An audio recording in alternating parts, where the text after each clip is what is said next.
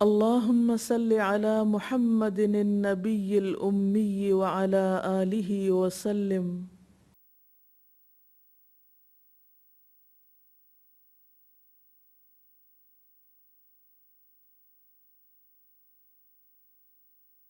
السلام علیکم ورحمۃ اللہ وبرکاتہ.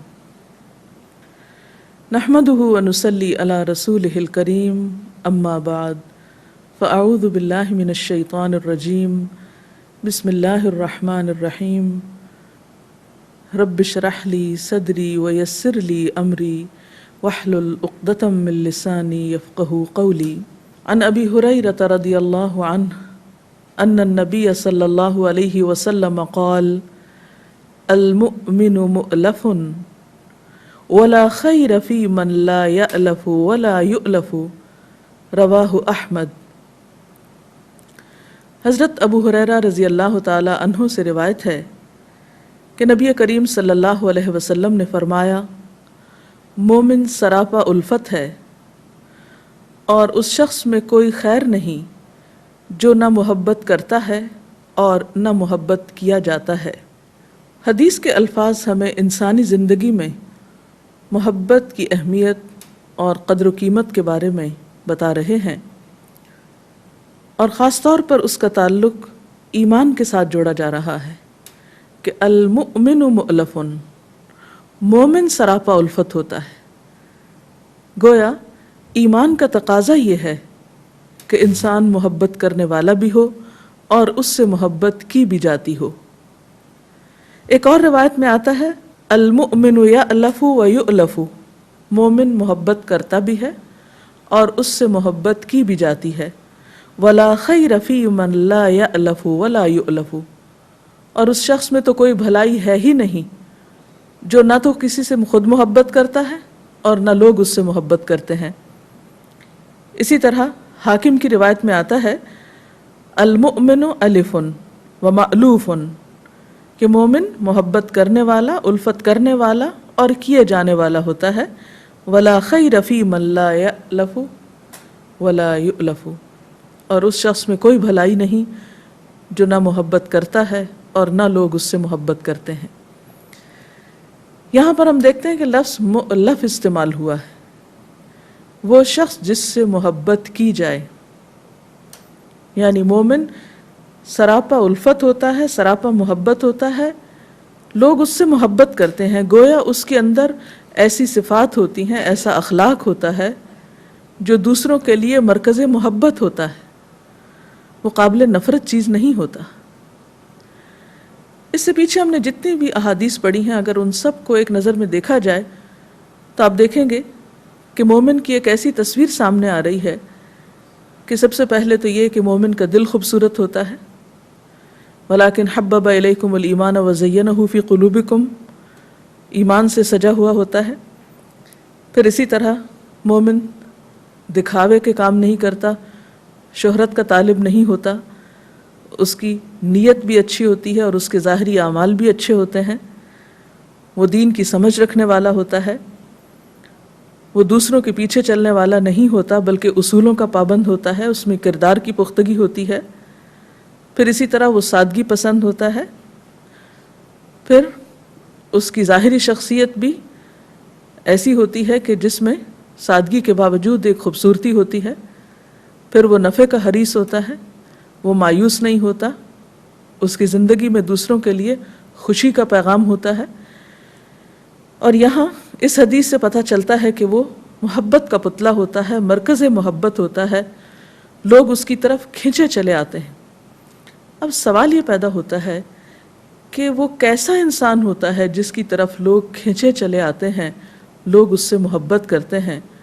تو یقینی طور پر وہ ایک ایسا شخص ہوتا ہے جو محبت دینے میں پہل کرتا ہے. وہ خود دوسروں کے ساتھ اچھے اخلاق سے پیش آتا ہے، محبت سے پیش آتا ہے. وہ انتظار میں نہیں رہتا کہ لوگ اس سے بھلائی کریں تو وہ دوسروں سے بھلائی کرے. وہ آگے بڑھ کر خود دوسروں کا خیر خواہ ہوتے ہوئے ان کے ساتھ اچھا سلوک کرتا ہے. تو یہ ہو نہیں سکتا کہ جو شخص محبت دینا جانتا ہو اس کو محبت نہ ملے. بہت سے لوگوں سے شکوہ کرتے رہتے ہیں کہ ہم محبت سے محروم رہے، یا لوگ ہماری طرف توجہ نہیں کرتے، یا بعض اوقات رشتہ داروں کے بارے میں، دوستوں کے بارے میں، خواتین بعض اوقات اپنے شوہروں کے بارے میں، اور اسی طرح باہم مل جل کر رہنے والے لوگ ایک دوسرے کے بارے میں یہ شکوہ کرتے سنائی دیتے ہیں کہ لوگ ان سے محبت نہیں کرتے۔ لیکن اس سلسلے میں جب وہ دوسروں کو بلیم کرتے ہیں، دوسروں کو قصوروار ٹھہراتے ہیں، تو انہیں یہ بھی یاد رکھنا چاہیے کہ وہ خود دوسروں کے لیے کیسا دل رکھتے ہیں، کیونکہ جو چیز دل سے نکلتی ہے وہ دوسرے کے دل پر اثر انداز ہوتی ہے۔ اگر آپ کے دل میں کسی کے لیے اچھائی ہے، خیر ہے، بھلائی ہے، نیکی ہے، اچھے جذبات ہیں، تو پھر ہو نہیں سکتا کہ دوسرے کے دل میں آپ کے لیے اچھے جذبات نہ ہوں۔ لیکن اگر آپ ہی دوسروں کے لیے بدگمانی رکھتے ہیں، کیونکہ جب انسان دل میں کسی کے خلاف بغض رکھتا ہے، یہ دل میں نفرت رکھتا ہے، تو لا محالہ اس کے انداز سے، اس کی گفتگو سے، اس کے معاملے سے وہ چیز ٹپکنے لگتی ہے۔ تو جس دل کے اندر محبت ہوتی ہے دوسروں کے لیے، پھر اس کے ہر انداز سے دوسروں کے لیے خیر خواہی ٹپکتی ہے۔ اور جب ایک انسان دوسروں کے لیے کیئر کرنے والا ہوتا ہے، مہربان ہوتا ہے، شفیق ہوتا ہے، ان کی تکلیف میں کام آنے والا ہے، اس کا دل دوسروں کے دکھ میں تڑپتا ہے، تو پھر ہو نہیں سکتا کہ اس شخص کو کوئی مشکل پیش آئے اور دوسروں کے دل میں اس کی بھلائی اور محبت نہ ہو۔ لہٰذا یہاں پر بتایا یہ گیا کہ یہ دو طرفہ عمل ہے۔ وَلَا خَيْرَ فِي مَن لَا يَأْلَفُ وَلَا يُؤْلَفُ، اس میں کوئی بھلائی نہیں کہ جو نہ محبت کرتا ہے اور نہ کیا جاتا ہے۔ تو گویا مومن سے محبت پھوٹتی ہے اور پھر مومن کی طرف پلٹتی ہے، اور وہ محبتوں کو عام کرنے والا اور محبتوں کو بانٹنے والا ہوتا ہے۔ اور یہ لازمی طور پر دل کی وسعت کی طرف اشارہ ہے، دل کی خوبصورتی کی طرف اشارہ ہے۔ اور جیسا کہ ہم جانتے ہیں کہ اللہ تعالیٰ انسانوں کے دل دیکھتا ہے کہ دلوں کے اندر کیا ہے، اور پھر جو دل میں ہوتا ہے وہ عمل میں بھی ڈھل ہی جاتا ہے۔ تو بہرحال یہاں اس حدیث سے یہ پتہ چلتا ہے کہ مومن کوئی روکھا پھیکا اور لیا دیا رہنے والا شخص نہیں ہوتا، جو دوسروں سے بے نیاز ہو، زندگی سے بیزار ہو، مایوس ہو اور ہر ایک سے گلہ شکوہ ہی رکھتا ہو، بلکہ اس کے برعکس وہ دوسروں کی غلطیوں اور کوتاہیوں کے باوجود ان کو معاف کرنے والا اور ان کے لیے بھلائی کے جذبات رکھنے والا ہوتا ہے۔ اب دیکھنا یہ ہوگا کہ مومن کے لیے یہ محبت کس طرح عام ہوتی ہے، یعنی مؤلف کے معنوں میں کہ وہ سراپا محبت ہوتا ہے، تو وہ کیا چیز ہوتی ہے کہ جس سے اس کو محبت ملتی ہے، اس میں کون کون سی چیزیں سامنے آتی ہیں۔ ایک تو جیسا کہ ابھی میں نے ذکر کیا کہ وہ خود محبت دینے والا ہوتا ہے، جس کے صلے میں یا نتیجے میں اس کو محبت ملتی ہے۔ پھر دوسری بات یہ ہے کہ اس کے دل میں سب سے بڑھ کر اللہ کی محبت ہوتی ہے، اللہ کے رسول صلی اللہ علیہ وسلم کی محبت ہوتی ہے، پھر اسی طرح نیک لوگوں کی محبت ہوتی ہے۔ ان تین چیزوں کی محبت سے انسان محبت کے لائق ہوتا ہے۔ کیسے؟ قرآن پاک میں اللہ تعالیٰ فرماتے ہیں کہ وَالَّذِينَ آمَنُوا أَشَدُّ حُبًّا لِلَّهِ، وہ لوگ جو ایمان لائے اللہ کی محبت میں سب سے زیادہ شدید ہوتے ہیں، ہر چیز سے بڑھ کر ان کے دل میں اللہ کی محبت ہوتی ہے۔ اب جب ایک انسان اللہ سے واقعی محبت کرتا ہے تو پھر اللہ تعالیٰ بھی اس سے محبت کرتا ہے، اور اس محبت کی وجہ سے پھر اہل زمین کے اندر اس شخص کی محبت پیدا ہوتی ہے۔ ایک حدیث سے ہمیں پتہ چلتا ہے، حضرت ابو ہریرہ ہی کی روایت ہے کہ رسول اللہ صلی اللہ علیہ وسلم نے فرمایا، اللہ تعالیٰ جب اپنے کسی بندے سے محبت فرماتا ہے تو جبریل علیہ السلام کو بلا کر کہتا ہے کہ میں فلاں شخص سے محبت کرتا ہوں، تم بھی اس سے محبت کرو۔ چنانچہ جبریل علیہ السلام اس سے محبت کرتے ہیں، پھر وہ آسمان میں پکارتے ہیں، منادی کرتے ہیں کہ فلاں شخص اس سے اللہ تعالیٰ محبت کرتے ہیں، اے اہل آسمان تم بھی اس سے محبت کرو۔ تو اہل آسمان اس سے محبت کرنے لگتے ہیں، اور پھر وہ زمین میں انسانوں کے درمیان بھی مقبول ہو جاتا ہے۔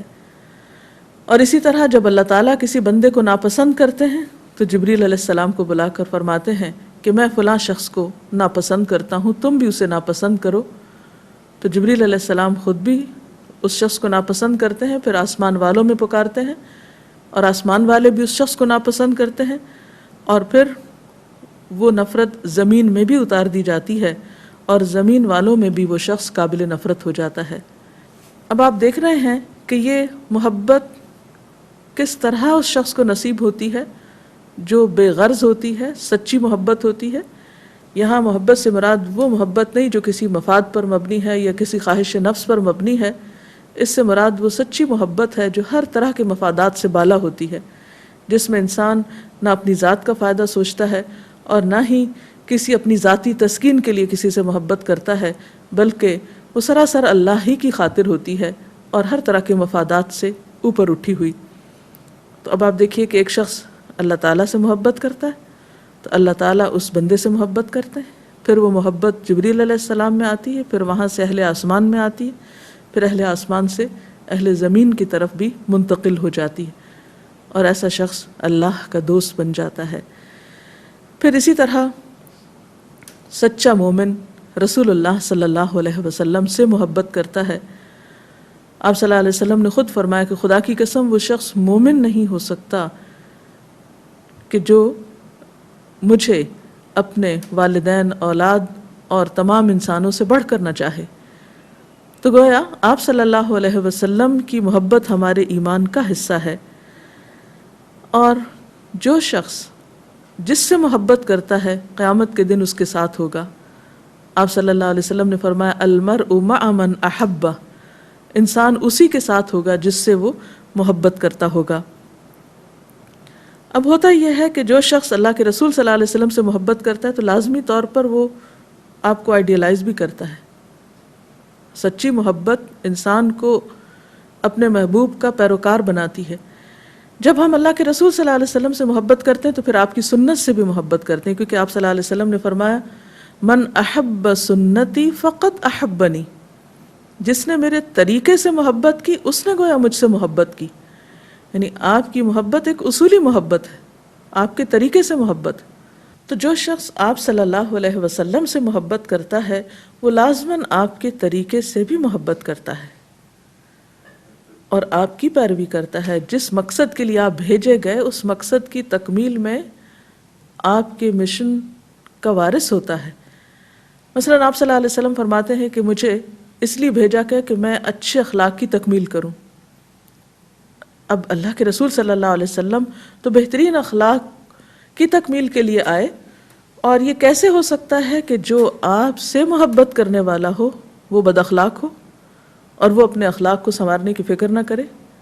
آپ صلی اللہ علیہ وسلم نے فرمایا کیا میں تمہیں ان لوگوں کے بارے میں نہ بتاؤں جو میرے نزدیک سب سے زیادہ محبوب ہیں، یعنی جن سے اللہ کے رسول صلی اللہ علیہ وسلم محبت کرتے ہیں اور قیامت کے دن مجھ سے سب سے زیادہ قریب بھی ہوں گے؟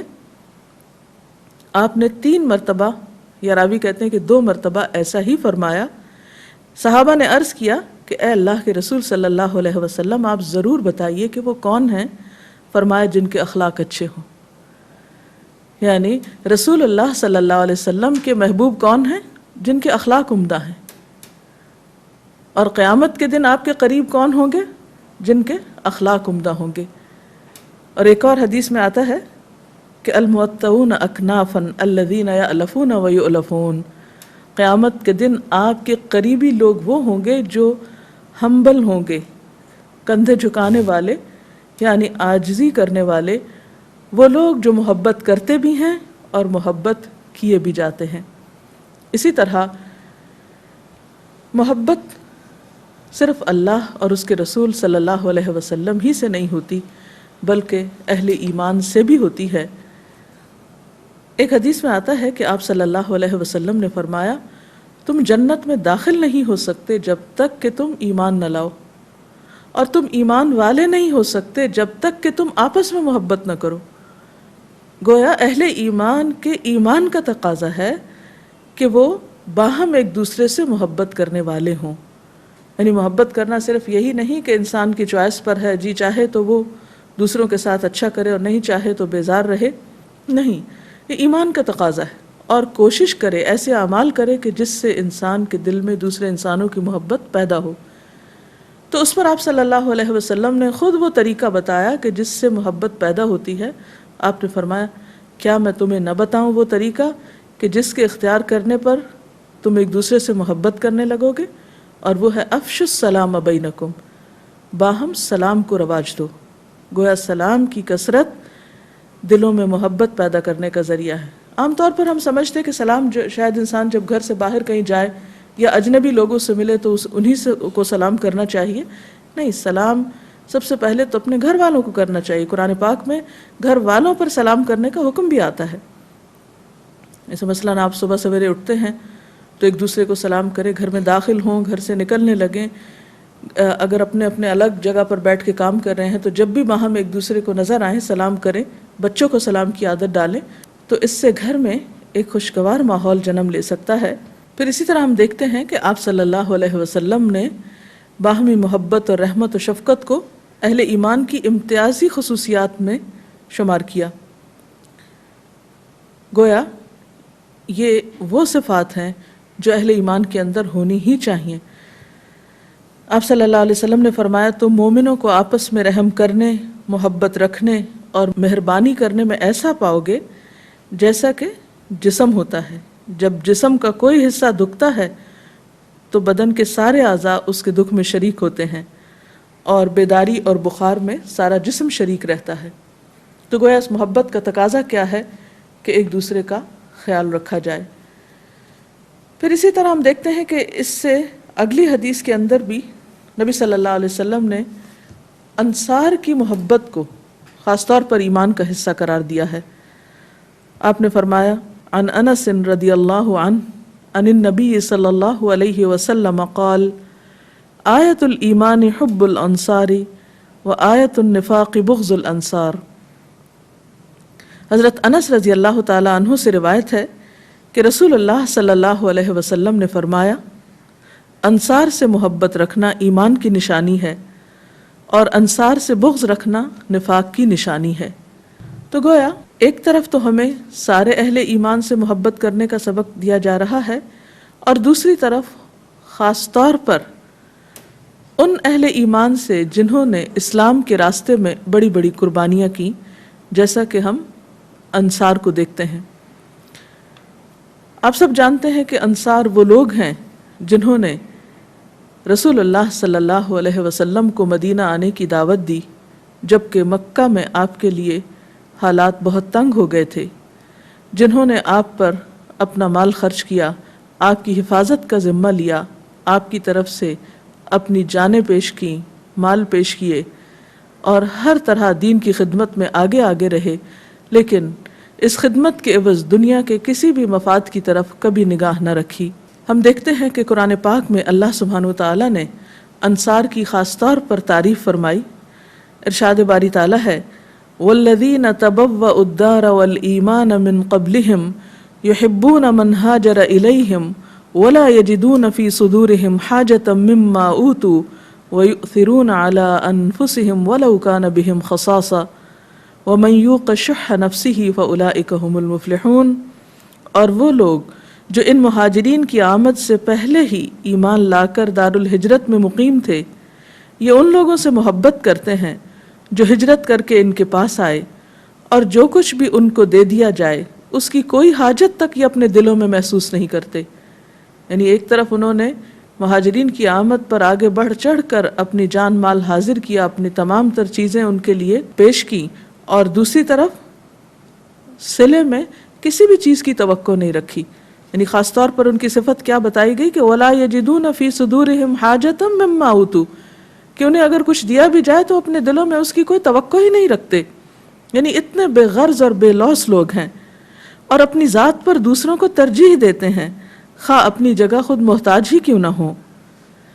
حقیقت یہ ہے کہ جو لوگ اپنے دل کی تنگی سے بچا لیے گئے وہی فلاح پانے والے ہیں۔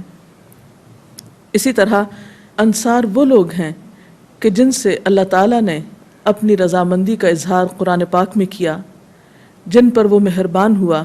ارشاد باری تعالیٰ ہے والسابقون الاولون من المہاجرین والانصار الذین اتبعوہم باحسان رضی اللہ عنہم ورضوا عنہ وأعد لهم جنات تجری تحتها الانہار خالدین فیہا ابدا ذالک الفوز العظیم۔ وہ مہاجرین و انصار جنہوں نے سب سے پہلے دعوت ایمان پر لبیک کہنے میں سبقت کی، یعنی پہلے ایمان لے آئے، نیز وہ جو بعد میں راست بازی کے ساتھ ان کے پیچھے آئے، اللہ ان سے راضی ہو گیا اور وہ اللہ سے راضی ہوئے۔ اللہ نے ان کے لیے ایسے باغ مہیا کر رکھے ہیں جن کے نیچے نہریں بہتی ہوں گی اور ان میں وہ ہمیشہ رہیں گے، یہی عظیم الشان کامیابی ہے۔ اسی طرح سورۃ التوبہ میں ہی ایک اور جگہ پر فرمایا لَقَدْ تَابَ اللَّهُ عَلَى النَّبِيِّ وَالْمُهَاجِرِينَ وَالْأَنصَارِ الَّذِينَ اتَّبَعُوهُ فِي سَاعَةِ الْعُسْرَةِ، اللہ نے معاف کر دیا نبی کو اور ان مہاجرین و انصار کو جنہوں نے بڑی تنگی کے وقت میں نبی صلی اللہ علیہ وسلم کا ساتھ دیا۔ تو وہ لوگ جنہوں نے آپ کے ساتھ مل کر ہر طرح کی قربانی کی اور دین کی خدمت میں پیش رہے، یہاں تک کہ ان کا نام بھی انصار یعنی مددگار پڑ گیا، ایسے لوگوں سے جب اللہ راضی ہے اور اللہ تعالیٰ ان کو اپنا دوست کہتا ہے تو پھر ہمارے لیے بھی لازم ہے کہ اللہ کے دوستوں سے محبت رکھیں، اور یہ ایمان کا حصہ ہے، اور اس کے لیے دعا بھی کرنی چاہیے۔ اللہم انی اسألک حبک وحب من یحبک وحب عمل یقربنی الی حبک، اے اللہ میں تجھ سے سوال کرتا ہوں تیری محبت کا، یعنی تو مجھے اپنی محبت عطا کر، اور ہر اس شخص کی محبت عطا کر جو تجھ سے محبت رکھتا ہے، اور ہر اس کام کی محبت عطا کر جو مجھے تیری محبت سے قریب کر دے۔ اس سلسلے میں اگر مزید کوئی استفسار یا کوئی بات آپ کرنا چاہیں۔ رسول اللہ صلی اللہ علیہ وسلم کی ایک اور خوبصورت بات ہم نے پڑھی جس سے ہمیں ایک مومن کی شخصیت کا اندازہ ہوا کہ وہ محبت کرنے والا ہوتا ہے اور لوگ اس سے محبت کرتے ہیں۔ اس سلسلے میں جیسا کہ آپ نے فرمایا کہ مومن آپس میں ایک دوسرے سے محبت کرتے ہیں، ایک پہلو پر جس پر میں چاہوں گی کہ آپ مزید روشنی ڈالیں وہ یہ کہ کیا مومنین کی یہ محبت محض آپس میں ایک دوسرے کے ساتھ ہی ہوتی ہے یا عام انسانوں کے ساتھ بھی ہوتی ہے؟ بہت اچھا سوال ہے۔ بنیادی طور پر جو یہ حدیث ہے وہ اور چند آیات جو تھی وہ خاص طور پر مومنین کی باہم محبت ہی کی طرف اشارہ کر رہی تھی، لیکن چونکہ یہ حدیث ایک محدود اس میں بیان ہوئی ہے کانٹیکس میں، اگرچہ مومن کی محبت اللہ کے لیے، اس کے رسول صلی اللہ علیہ وسلم کے لیے، اہل ایمان کے لیے ہے، لیکن ہم دیکھتے ہیں کہ وہ صرف اہل ایمان کے لیے نہیں بلکہ ان کے دل میں اللہ کی ساری مخلوق کے لیے خیرخواہی ہوتی ہے۔ ایک اور حدیث سے ہمیں یہ پتہ چلتا ہے کہ الخلق عیال اللہ، ساری مخلوق اللہ کا کنبہ ہے، اور اللہ کے نزدیک سب سے پیارا شخص وہ ہے، اللہ کا محبوب شخص وہ ہے جو سب سے زیادہ اس کی خلق کے لیے فائدہ مند ہو، یعنی اس کی ساری مخلوق کو بھلائی پہنچانے والا ہو۔ اور ظاہر ہے کہ کسی کے ساتھ بھلائی ہو نہیں سکتی جب تک آپ کے دل میں اس کے لیے محبت نہ ہو، ہمدردی نہ ہو۔ اور اسی طرح ہم دیکھتے ہیں کہ نہ صرف یہ کہ انسانوں کے لیے بلکہ اسلام نے تو جانوروں کے ساتھ اور ہر ذی روح کے ساتھ ہمدردی اور شفقت کا حکم دیا ہے، جیسے کہ ایک حدیث میں آتا ہے کل ذی کبد رطب، یعنی جس کے اندر بھی تر جگر ہے، جو بھی ذی روح ہے، خواہ وہ چھوٹی سے چھوٹی مخلوق ہی کیوں نہ ہو، اس کے ساتھ بھلائی کرنا اور اس کا بھلا چاہنا یہ ایمان کی علامت ہے، اور مسلمانوں سے اس چیز کا تقاضا کیا گیا ہے۔ اور پھر یہ ہے کہ مومن نہ صرف یہ کہ انسانوں، جانوروں، بلکہ اپنے پوری فضا کے ساتھ ایک کیئرنگ ایٹیٹیوڈ رکھتا ہے، اور تمام چیزوں کے ساتھ یعنی اللہ تعالیٰ کی ساری تخلیق کی طرف ایک محبت کی نظر ڈالنے والا ہوتا ہے، اور وہ ساری چیزیں اس کو پھر الٹیمیٹلی رب کی محبت کی طرف لے جاتی ہیں، اور پھر رب کی محبت اس کے لیے واجب ہو جاتی ہے۔ ابھی جیسا کہ آپ نے محبت کے فائدوں کے اوپر بات کی، تو میں یہ پوچھنا چاہوں گی کہ محبت کے اعتبار سے کوئی ایسا بھی مقام ہو سکتا ہے یا کوئی ایسا پوائنٹ آ سکتا ہے کہ جس میں محبت انسان کے لیے نقصان دہ ثابت ہو جائے؟ آپ نے بہت اچھا سوال کیا۔ بات یہ ہے کہ ہر چیز کے دونوں رخ ہوتے ہیں، جیسے ہر کوائن کے دو رخ ہوتے ہیں، اور کسی بھی چیز کی قدر و قیمت پہچاننے کے لیے ضروری ہے کہ اس کے دونوں رخ کا جائزہ لیا جائے۔ ویسے تو محبت سراسر فائدے کی چیز ہے، لیکن محبت جب حد سے بڑھ جائے تو وہ نقصان دہ بھی ہو جاتی ہے۔ اب حد سے بڑھنے سے کیا مراد ہے؟ مثال کے طور پر اللہ کے رسول صلی اللہ علیہ وسلم سے محبت ہمارے ایمان کا حصہ ہے، لیکن بسا اوقات لوگ اس محبت میں غلو کرتے ہیں اور اللہ کے رسول صلی اللہ علیہ وسلم کا مقام اللہ تعالیٰ کے برابر قرار دے دیتے ہیں، اور وہ کہتے ہیں کہ ہم یہ محبت میں کر رہے ہیں. تو یہ چیز پھر بعض اوقات شرک بن جاتی ہے. اسی طرح انسانوں سے محبت میں بعض لوگوں کو تو مرکز محبت بنا لیتے ہیں، ان کی ساری خیر اور بھلائی انہی کے لیے ہوتی ہے اور باقی لوگوں کو اگنور کر دیتے ہیں. مثلا ایک مرد اگر اپنی بیوی سے محبت کرتا ہے لیکن اپنی والدہ کو بالکل اگنور کر دیتا ہے، تو یہاں پر اگر یہ محبت یعنی بیوی کی محبت یہ تقاضا کرے کہ ماں سے محبت نہ کی جائے تو ایسی محبت بھی انسان کے لیے نقصان دہ ہے. پھر اسی طرح کسی کی محبت میں اس طرح حد سے بڑھ جانا کہ انسان اپنے فرائض سے غافل ہو جائے یا ذمہ داریوں کو فراموش کر دے، تو یہ چیز اس کے لیے نقصان دہ ہو سکتی ہے. پھر اسی طرح یہ ہے کہ مطلوبہ معیار سے کم پہ رہنا، کہ جن سے محبت لازم ہے ان سے محبت نہ کرنا، یا ویسے ہی محبت کو ایک بیکار چیز سمجھنا. تو اصل چیز جو محبت کو یا کسی بھی رویے کو خوبصورت بناتی وہ اس کا اعتدال ہے. اللہ تعالیٰ سے دعا ہے کہ وہ ہمیں ہر معاملے کے خوبصورت پہلو کو اختیار کرنے کی توفیق عطا فرمائے اور ہمیں ایسی صفات عطا کرے کہ ہم اس کی نگاہ میں واقعی محبوب بن جائیں. اس کے ساتھ ہی ہمارا آج کا پروگرام اختتام کو پہنچتا ہے. اجازت چاہتے ہیں. السلام علیکم ورحمۃ اللہ وبرکاتہ.